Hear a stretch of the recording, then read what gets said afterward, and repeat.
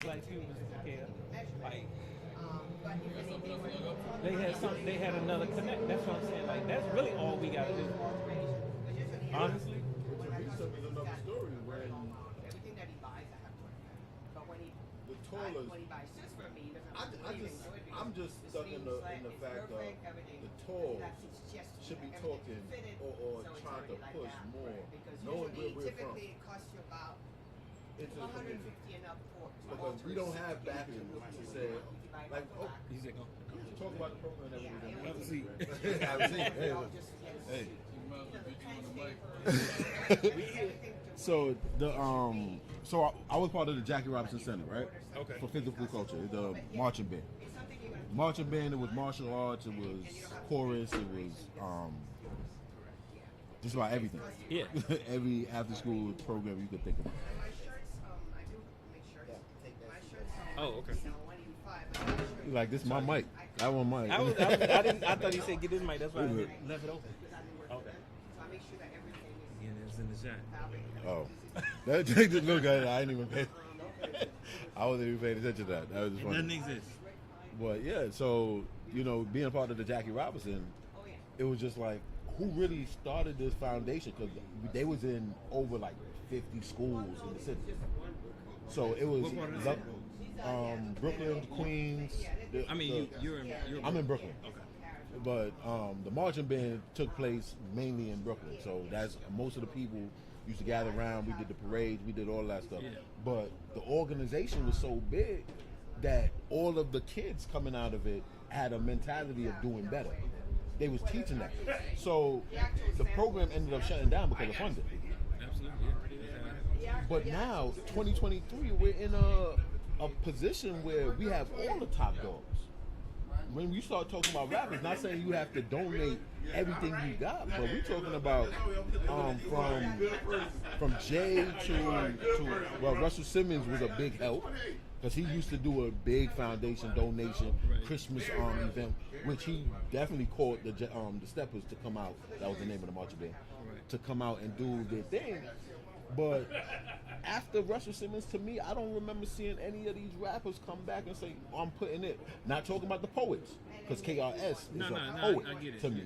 But we're talking about ones that are publicly today. known as Exactly. as financially capable. I could buy a $2 million house, cash out on social media, and what you could. They should be the ones that are able to say, all right, let's start this organization, or not. I don't have to start it, but I'll fund it.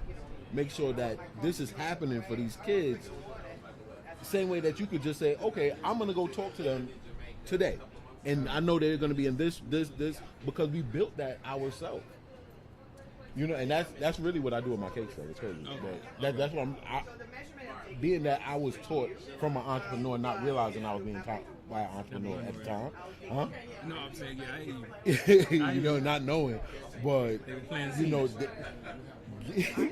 getting older, I'm there. I'm like that's what I want to do. That's what I want to do. You are the person that should be running these organizations. Oh man, that's something my wife would tell me. I hear you talk about yeah, it. Right? Yeah. I can. Yeah. You would be someone I would imagine to run these organizations. To that point, I would not think the rappers that you speak about would be running the organization. No, they would be busy. funding it. So it would take somebody like you or grant writer to approach them, because it's not that they don't want to get back. Some of them have been taken for their money and nothing's happened for it. Some of them still believe that they got ops. They got ops. They still believe that. And the thing is, we can go into that conversation, because I feel like we all got ops. Like, crime is an opportunity sport, right? If you present the opportunity, they gonna take it. They don't give you Jay or my man on the street. Like, they gonna take it. Yeah. So that is a generic thing. Like, it's not specific, right? Crime is crime. But to that point, if you have that passion, you have the heart, and you have the insight, that rapper probably doesn't. They didn't have the Jackie Robinson program. Man, They had an opportunity and a talent, and that got them out of their situation. Nobody was planting seeds in them. you know what I'm saying, of community, entrepreneurship. It kind of happened to them out of necessity. You dig what I'm saying? So yours is a little bit more organic and a little bit more. And you're talking about a switching mentality. Yeah, so to learn to, I only can listen to, like I said, I'm not into the rap thing that heavy. But for me being around it and seeing the different people, it's like, if you pay attention to the Queens people that used to go to the studios and whatnot, they did a lot of talking to each other. So even like big podcasts, Oh, you mean you good, bro? I don't want to really shout out on names like that, but I ain't no hate. If they doing good, I'm with it. Nori. Oh, Drink Champ. Yeah. So from them to Butter to everybody doing good. They brag about this money. Mm-hmm. But yet still, you look at Queens, you look at Harlem. Don't get me wrong. Harlem they more united than any other borough that I know. Right. When it's time to say, oh, this person. Well, let me say Uptown, because like people like Fat Joe. I'm about to say Uptown. Because people like Fat Joe and Remy Ma, they love their community. Right. And they look like they tried to do a little bit more. Even with what's her name, Cardi B. Okay, yeah. Cardi B does her thing. She tried to give a little bit back or whatnot, but it's so separated. It's nothing uniform. Well, I could say Brooklyn. I don't see no unity going on in Brooklyn. And that's weird. The gentrification hit. Yeah. And that's it. Yeah. It got weird to me. It's weird to me. The cases are all the way. It's like black people not even there no more. Right. So what organization are we really talking about? Black people not there. Don't get me wrong. For the public, exactly. That's exactly what it's set up. But you go to the Chinese food store, like, hi, how you doing? It's different. Like, can I get so let's 4 talk chicken about wings and French fries? We here. If you got a mind for a plan, it's not that I don't. I feel like all of us are intelligent enough to speak about it. Like, I will tell you that there are 3 to 4 pillars. Slide it. I really trying to catch me on camera, huh? I don't go on camera now. That's the crazy part of my life. So here are the pillars that you need, because these are these solutions. Yeah. These are the pillars that they pulled out. Education. So we talking about setting up schools. Yeah, it gotta go into. We're talking about healthcare, where you have doctors that, I don't want to say give a damn, but that they take the time care enough see what's going on, show love. Right? Yeah. And then you have finance, and then you have real estate. So when you attack those 4 pillars in a community, you have what we have. Think about it. Whether it be how they take heirs' property through estate, whether they take or there's millions of dollars that are just still in banks where they burned up communities, and they won't let people pull out money because they don't have proof that there's money. Yeah. Money. And you have that money in the bank, that you can make loans. So they're making money off of stolen money. Education, integration into schools probably was arguably the worst thing that happened to our community, I think. I mean, for the most part, yeah. But in a sense, because I can't say that we didn't learn anything from that. Well, let's be clear. It's not a question of whether we learn from anywhere. The concern is, do our children feel safe? Children can't learn if they don't feel safe. Children become anxious, as evidenced by my man's nephew. Yeah. They worried about who gonna get them. If you worried about that, are you really paying attention to English? You did? We can't talk too heavy about school.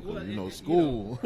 I'm just saying that there are a couple of schools in Atlanta that have opened in the last decade or 20 years, right? That have been primarily connected to what I'm talking about. So I know one is Fulton Leadership Academy. Okay. And then there's MOTEP. That's out on the west side. Oh, that's right. It's probably why. Yeah, so these are schools that are directly addressing what I'm talking about.